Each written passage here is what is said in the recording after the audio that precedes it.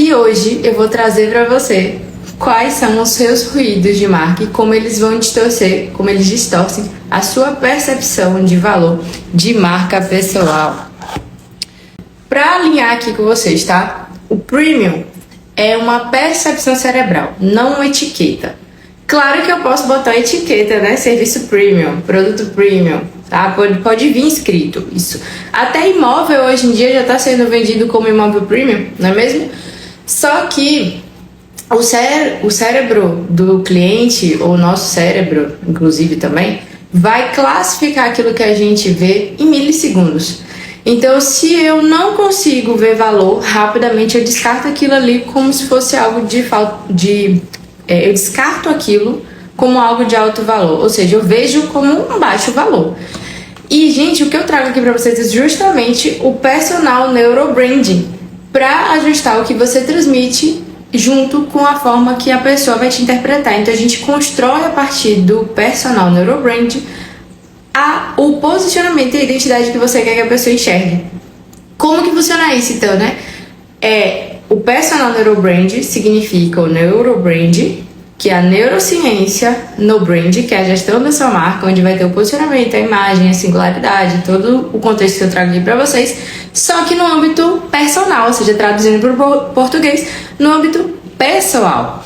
Então, o que acontece, né? Quando eu comecei a atender os profissionais aqui, eu via que muitos tinham justamente esse medo de cobrar mais caro. Inclusive, eu já fui essa pessoa, só que sim, é uma coisa assim unânime, muito mais. Eu sempre trabalhei na formação de profissionais em diferentes tipos de área e todos, eu vou dizer assim, sei lá, 90% dos profissionais são profissionais excelentes, têm resultados incríveis, mas muitas vezes são vistas como mais uma no mercado ou como acessível demais, inclusive.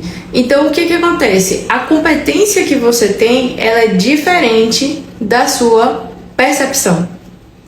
Então, você gera uma percepção sobre quem você é, o que você faz, o quanto isso é bom ou não, para além da competência que você tem. Então, é aquela famosa frase de não basta ser boa, tem que parecer. Não basta ser bom no que você faz, você tem que mostrar, você tem que parecer ser bom. Além de parecer, você tem que mostrar, porque às vezes você mostra, mas não parece ser bom. E às vezes você nem mostra, nem parece. Então você é bom no segredo, vamos dizer assim. Então, assim, a marca, quais são os sinais que talvez você possa identificar aí de uma marca que não parece premium? Você pode observar se você tem uma comunicação que se explica demais na hora de fazer fechamento, se sua linguagem não tem um impacto emocional, na hora de você conversar, você não coloca emoção, não traz uma narrativa ali. Se de repente a sua estética, tanto sua quanto do seu espaço de atendimento, quanto das suas mídias sociais, da sua presença digital, ela é inconsistente, uma hora tá de uma cor, outra hora tá de outra cor, ou até mesmo você se veste de um jeito, mas o seu espaço tem outra roupagem que é diferente de como você se apresenta no Insta. Se sua narrativa consegue agradar todo mundo, ou melhor, se é uma narrativa que tenta agradar todo mundo, porque na verdade o ideal é que a gente não agrade todo mundo, a gente vai agradar aquele que é o cliente ideal, né? Também, se você tem falta de clareza do seu diferencial, então isso também é um sinal muito forte de que tá uma marca não premium. E se você tem uma exposição excessiva que banaliza a sua imagem. É diferente de eu postar a vida todo dia, aparecer todo dia aqui ao vivo. Se você fica de uma forma assim que demonstra acessibilidade, que você tá, sei lá, de repente com a agenda vazia, que você não tem cliente, o cérebro do cliente não vai ver a sua intenção. O cérebro só vai captar sinais. Então, se eu captei que você tem a agenda vazia, eu vou ficar inclusive desconfiada se você realmente é o melhor profissional para me atender. Então, quais são os 5 erros comuns aqui, tá?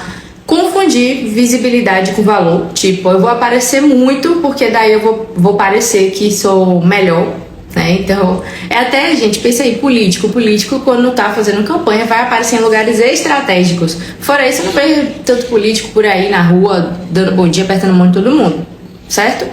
Segundo, você até fala como especialista, você já é especialista, mas se posiciona como se fosse iniciante. Esse erro eu já cometi lá no passado.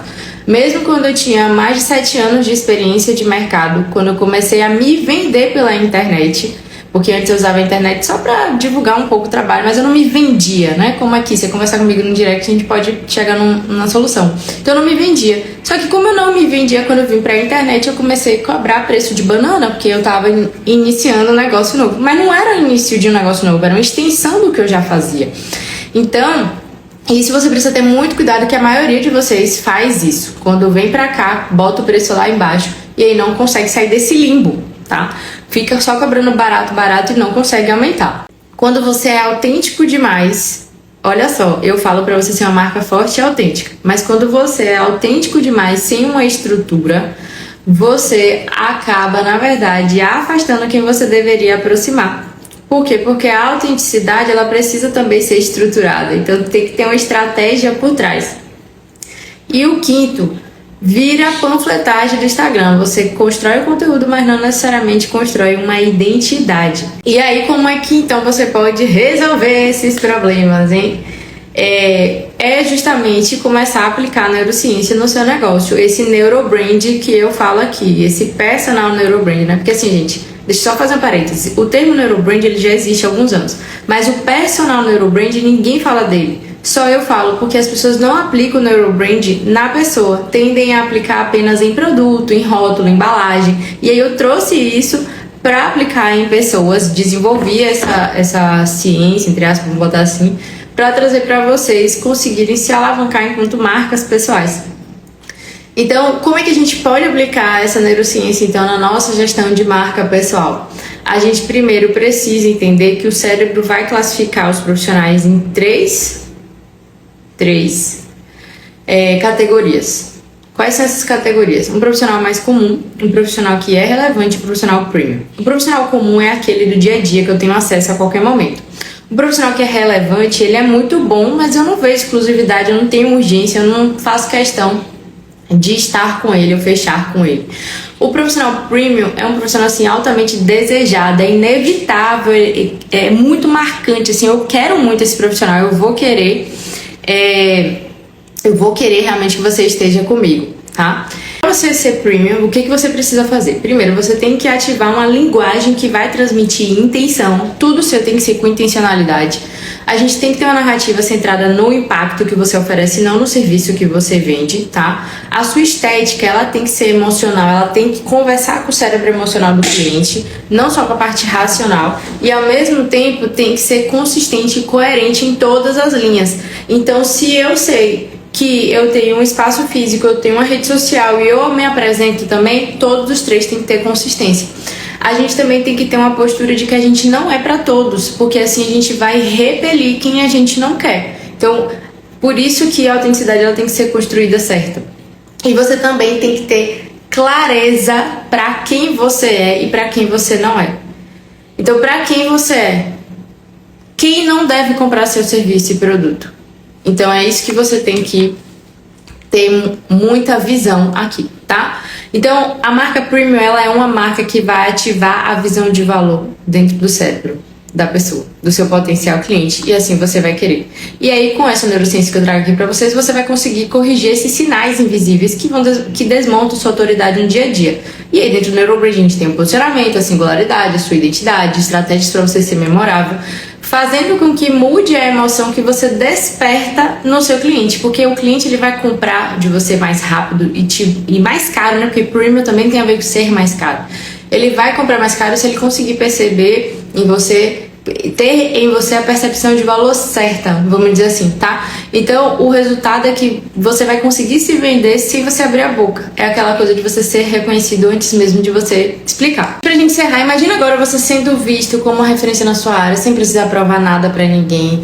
Imagina um cliente olhando pra você e pensando, nossa, essa é a pessoa que eu quero, que eu vou comprar, vou passar o Pix aqui agora pra ela. Essa essência de uma marca premium vai começar dentro de você. A mudança vai ocorrer de dentro para fora. Por isso que eu falo tanto da identidade e por isso que eu digo até que eu trabalho o empreendedor 360 graus, que a gente vai trabalhar você de dentro para fora e de fora para dentro.